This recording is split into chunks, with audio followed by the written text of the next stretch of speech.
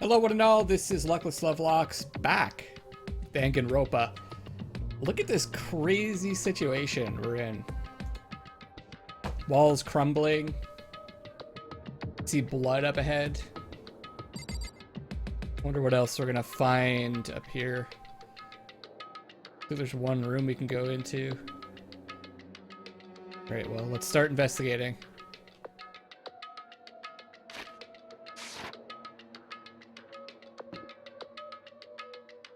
Yikes. Whoa. How could this happen though? Like, there's no way one person could cause this, right? Okay. This is the only one that's not blocked off, so let's check it out.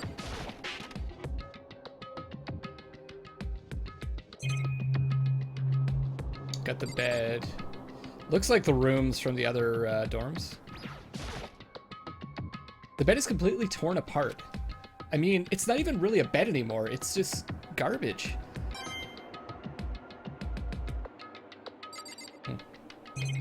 Can't look in the drawers. What's over here?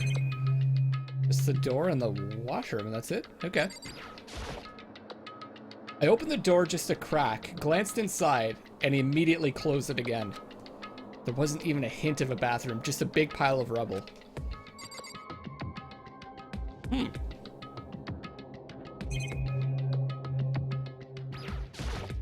That's it. No cameras, though.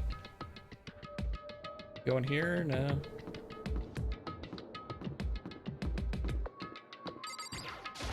Washroom. Girls' bathroom. Even in a place like this, I can't bring myself to go in. Really? Oh. Symbol over there. Check the men's room. Washroom intact.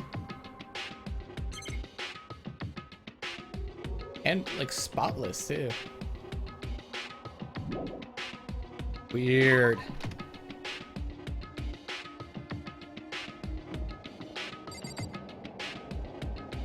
What is that?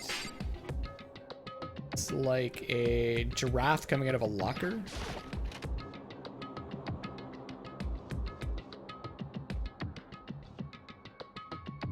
This room is filled with lockers. It must have been for the Hope's Peak students who came before us. The class before ours must have used these lockers. Check all of them. Some of them are bolted shut with these metal plates. There's a metal plate mounted to the locker. I really want to know what's inside, but there's no way. Let's look at all these. Can't imagine any way to get this locker open. Not even gonna bother trying. This one looks like it's intact. Wonder if I can open this locker. Locked. There's a card reader installed on the door. That must be how you get the locker open. After all, pretty similar to the card readers for the locker rooms on the second floor of the school. And you have to use your e-handbook to open those up. So does that mean? Well, let's just give it a try. I took out my handbook and ran it across the card reader. And then, no luck. Maybe only the locker's owner can open it, which means none of us can do it.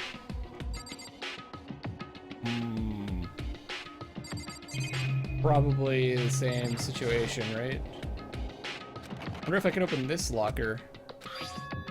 Card reader. I'll try them all.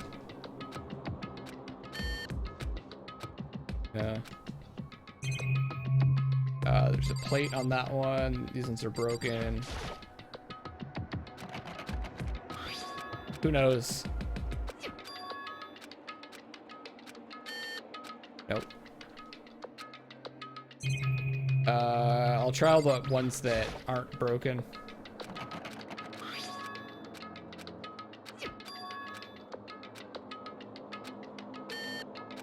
Nope. There's something. That must be the bottom to one of the lockers.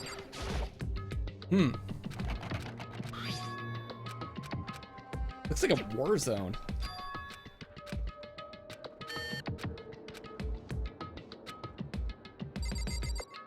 See one more that we could possibly open.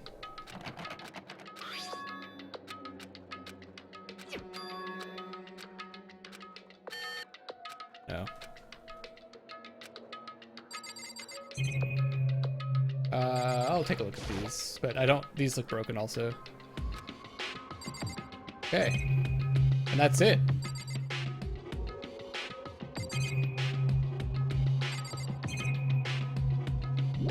Not finding much here. Look at that though.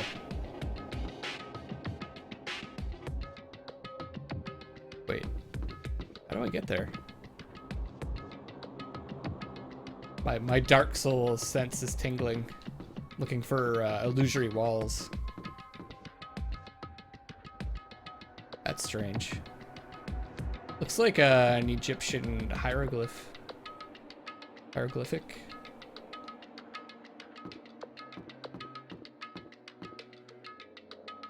Last door. Classroom, maybe? Oh.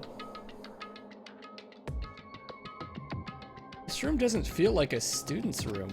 It has a more adult atmosphere. Correct. It's the headmaster's private room. Kyoko! Indeed. I've been through this room several times already, but I still have one little regret. So I decided to check it out one more time. A regret? Okay, let's talk to her. Kyoko looks almost meek right now. She must be thinking about something. I probably shouldn't bother her. They made her small, just to make it look like she's weak right now. She must have found something troubling. I see a trap door over there. Let's check that out afterwards. The desk is home to a computer. It must have belonged to the headmaster. And can we use the computer? There's a PC on the desk. It must have belonged to the headmaster. That's it. It would seem... Whoever used this last, it looks like they were very interested in the ultimate despair. PC still has some search results left on it. Then we might be able to get some info on the ultimate despair. However... There's not much though. Nothing we don't already know. In other words... The ultimate despair isn't one individual, but instead points to some kind of group. That group is responsible for the tragedy, which happened 1 year ago. They're the worst sorts of people, whose driving force comes from despair. However... And that's all there is. Not much to it, is there? Whew. But I guess that's the best he could do as a complete Kirigiri failure.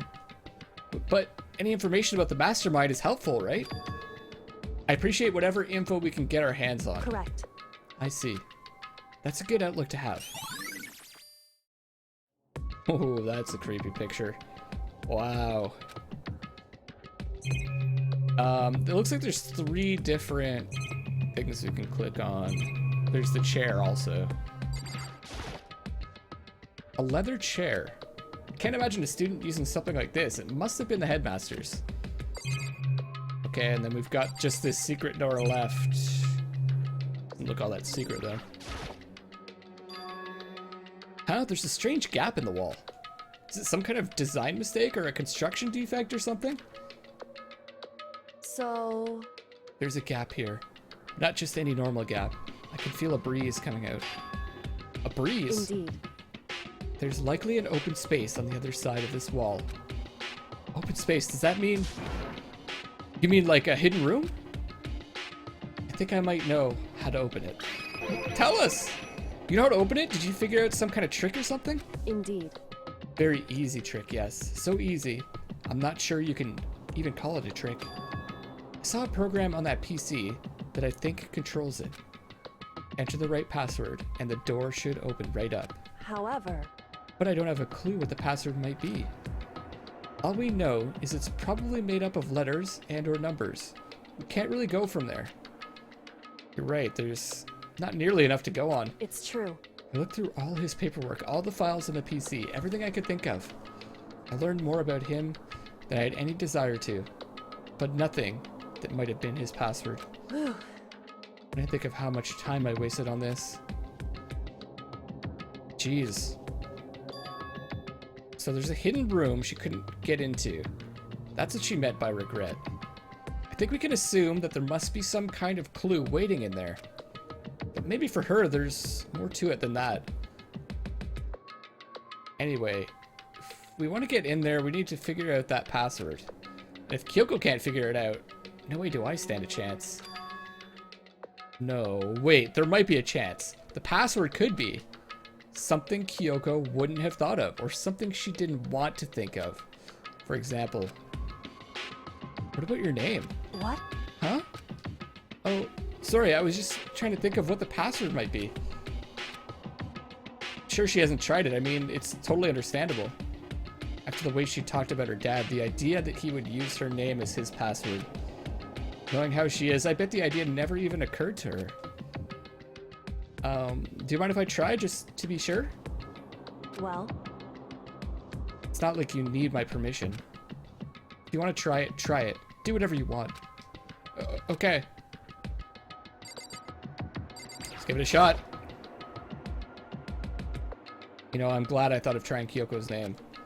But if that's not it, that might just hurt Kyoko even more. hey, If you're worried about me, Makoto, don't be. I already know that your guess is wrong. Okay. In that case, here goes nothing. Collected myself, then turned to face the computer monitor. Let me just type the password here. Typed in her full name, Kyoko Kirigiri. My hands were tense, slightly trembling as I finished typing it in.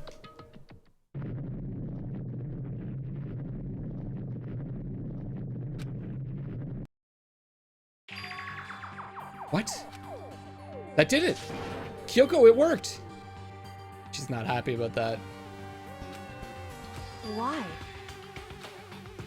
Kyoko? Without looking at me, she disappeared into the hidden room. She looked grim. Kyoko. Let's go in after her.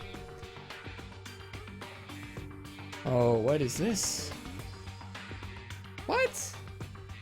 See a picture of her and her dad there on the left. It's some gift on the table. Hey, Kyoko. I may as well have not even been in the room. Her gaze was fixed on only one thing. Present? Wrapped and covered with such joy? That's what made it so unusual. Well, before we get to the present, let's take a look around to see what else there is. Desk. Better check out that suspicious present before I do anything. Oh, great. There's a brightly colored box here. It seems totally out of place in here. The more I look at it, the more suspicious I get. Should we open it? I'm getting kind of a bad vibe from it. But I mean, we can't not open it. Okay. Makoto. Be careful, Makoto. Why? You think it's dangerous? No, not dangerous. But surprising, probably. Huh? It would seem... If it is what I think it is, at the very least, it's not something you'll be happy to see. Wait, so you know what's in there? Anyway, Just don't scream or anything, okay? Are you saying it's something that'll make me want to scream? Okay, I'm just gonna open it. Step by heavy step, I approached the box. I took a deep breath. Then took hold of the lid. Slowly, ever so slowly, I lifted it up. Light began to sneak its way into the box. I stole a hesitant glance inside and... Kyoko's advice was of no use. I let out a trembling cry. What was in the box? It was bones. Human bones. It was the last thing I expected to find in such a bright, joyful box. I mean, who could have possibly imagined? I see. Just as I thought. What? What? What do you mean, just as you thought? Just as you thought? How could you have known that? I mean, there were bones in there, human bones. Wrong. Well, it's not that I was thinking of the bones specifically. I just had a feeling it would be his body. That's pretty much the same thing, a dead guy in a box. My father. Huh? What about him? Correct. She found in the box. Those bones. That body. That's my father. Or at least, what's left of him. Are you serious? This is Kyoko's dad? The same man she's been searching for? Hold on. How can you know that for sure? How do you know that's him? So... Given all the information we have already, that's the only possible answer. So that same person may very well be the mastermind who planned all this out. And according to the files, the headmaster is a man in his late 30s. Seems possible, even likely, that he's somewhere in this school right now. It's a very polarizing approach, I know. But okay, enough puns. Anyway, here's a hint. I'm sure I told you this already, but this killing game began with 16 participants. All of them high school students. And the only people to take a single step at Hope's Peak since the killing game began are those 16 students. Alter Egos said that the headmaster was probably here in the school, but the only ones who were alive at the start of the killing game were us 16 students. When you put those two ideas together, it doesn't take much to assume in other words, that most likely my father was in this school, but he was also dead. That's my assumption anyway. As Kyoko explained her analysis, she was completely calm. Or no, she wasn't calm. She was only trying to seem calm. She said it was just as she thought, so she knew it was a possibility. But I have to believe that at some point she wanted to be proven wrong. Which is why she never looked in the box herself, even though she had plenty of chances. I know Kyoko said she wanted to see her father, so she could cut off all ties. But was that all there was to it? I gave up some of that pride. In order to enter Hope's Peak, I had to reveal myself to the school. I did it knowing it was something a true Kirigiri detective would never do. Did she really give up her pride just for that? Couldn't help but wonder.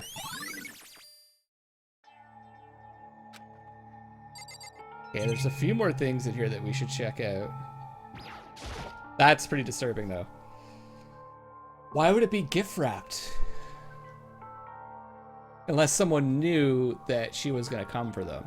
The headmaster's desk. It's probably hiding some kind of clue, so I really want to check it out, but I really don't want to touch Kyoko's dad's desk without her permission. Hey. Don't worry about me. Feel free to look around as much as you like. Are you sure? Because... Never let anything get in the way of the investigation. I don't. Okay then, if you don't mind. Starting from the top, I opened all the desk drawers and looked inside. I rummaged through each one, finding nothing but unrelated documents.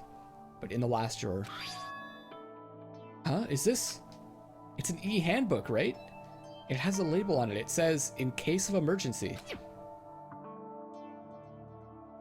I found some kind of emergency handbook in the headmaster's desk. In other words... A handbook with no limitations. Given to the school's ultimate authority, the headmaster. I'm assuming that's what that is. I think you're probably right. It would seem... It might prove useful as we continue our investigation. Why don't you hold on to it? But Kyoko... I don't need it. If you don't want it, go ahead and leave it here. Then I guess I'll take it? Is it really okay? Headmaster's handbook, okay. We've got another chest of drawers here. Violent cabinet. Seems like the kind of place you'd find a clue. I should take a closer look. Same thing. I'm sure she'll give us the okay. Hey.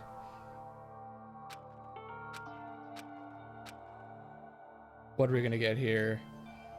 Went through each door one by one, starting from the top. But all I found were piles and piles of unrelated documents. He was pretty dedicated to his job, huh? Well? It's just because he didn't have anything else. Could have inherited our family business, our legacy. Instead, he left it all behind. Now, if... He couldn't even handle a job like this. He would have been that much more of a failure. I'm sure he couldn't stand the thought of that. It made him desperate. Pretty rough. And now the picture. This picture. It's all faded. It must be pretty old. Wait, is this a picture of... Hey, Kyoko! Why would you? Well, this is annoying. I came here to cut myself free of the past. And yet... to now find something like this. So what do you expect me to do now? And I was right. It's a picture of Kyoko when she was a little girl. Knowing the headmaster had this picture all this time, he must have really cared about her. Why? Why? What? I wanted to face him and tell him myself, to cut him out of my life for abandoning me. That's the whole reason I came here. And now he's abandoned me again. And this time he even stole the only opportunity I had to move on. Has there ever been a worse father? Kyoko. Hey. Listen, Makoto. Huh? Can I ask you a favor? A favor? What is it? So... I know it's completely unreasonable to ask you this. And I know it'll only inconvenience you that much more, but... Hey. Could you leave? Huh? Correct. Just for a little while. I'd just like to be alone for a bit. Kyoko? Don't worry, I'm fine. I just need to calm down a little. Just I a need second. to get my emotions in order. You know, Kyoko, you told me before about the relationship you had with your dad. How you're only connected by blood, not by heart and soul. But maybe that picture motivated him. Maybe he hoped to see me again someday. Is that what you were going to say? If so, it's just a theory. And this isn't an issue that can be settled with theories. That picture doesn't change the facts of what happened, what I went through. That problem can't be solved so easily. You're right, I'm sorry. Anyway. Once I've got myself under control, I'll return to the investigation immediately. So please, just give me some time to myself. Okay, I understand. Then I'll see you later.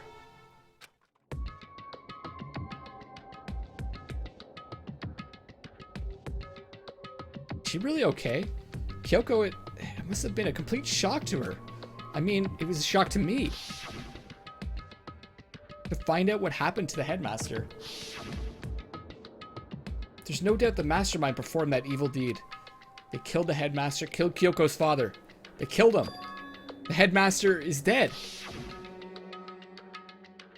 The one leading Hope's Peak staff, the one who finalized the plan to isolate you, was the Hope's Peak headmaster.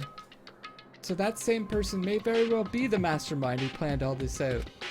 And according to the files, the headmaster is a man in his late 30s. It seems possible, even likely, that he's somewhere in this school right now. But we were wrong about that. The headmaster wasn't the mastermind, which means the mastermind's true identity is... It's a very polarizing approach, I know, but okay, enough puns. Anyway, here's a hint. I'm sure I told you this already, but this killing game began with 16 participants, all of them high school students. And the only people to take a single step in Hope's Peak since the killing game began are those 16 students. 15 of us met in the mail hall. Add Mukuro to the mix and you get 16. And including me, only 6 of us are still alive. Everyone else is dead.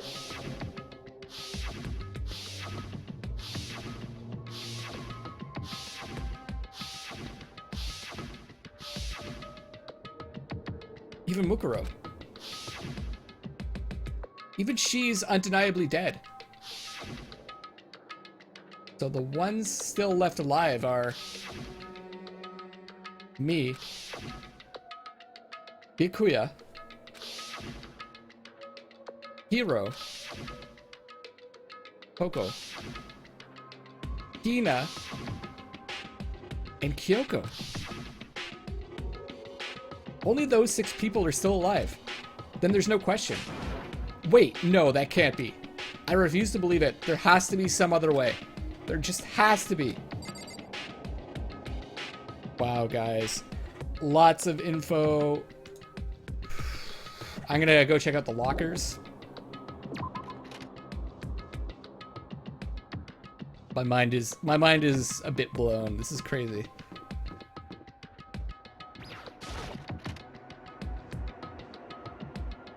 Should be able to get into these lockers now.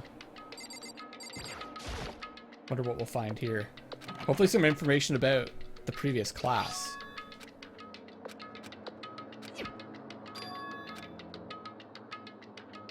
I have a sneaking suspicion there's going to be evidence that it's some of us.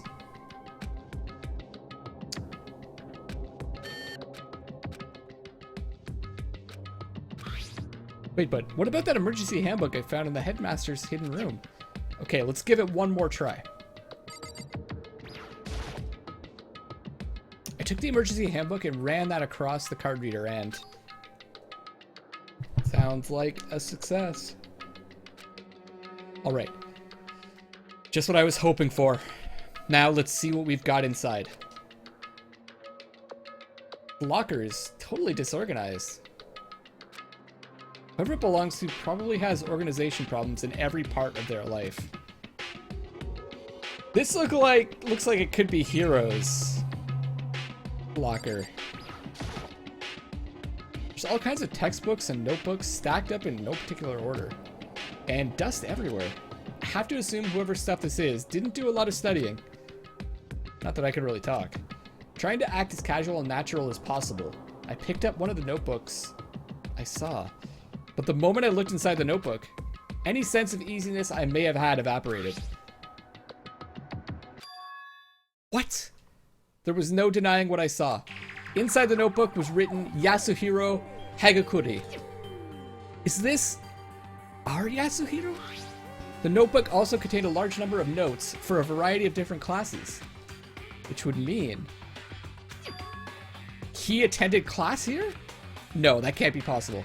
I mean, Hiro came to the school at the same time as the rest of us, and we were all sucked into this evil world. We never had the chance to take any classes. So what is this notebook?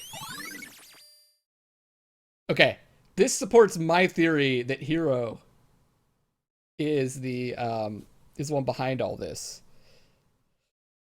But I think if we open up the other lockers, we're gonna see more of our stuff.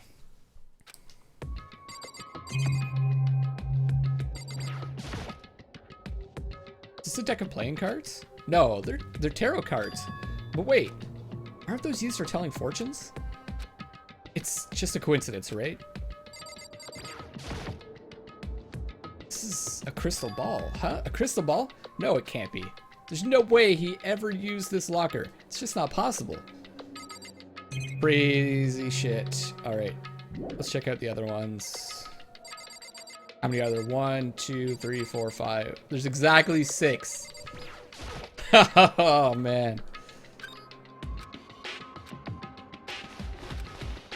I don't see anything that might be a clue. What? I really thought it would be our lockers.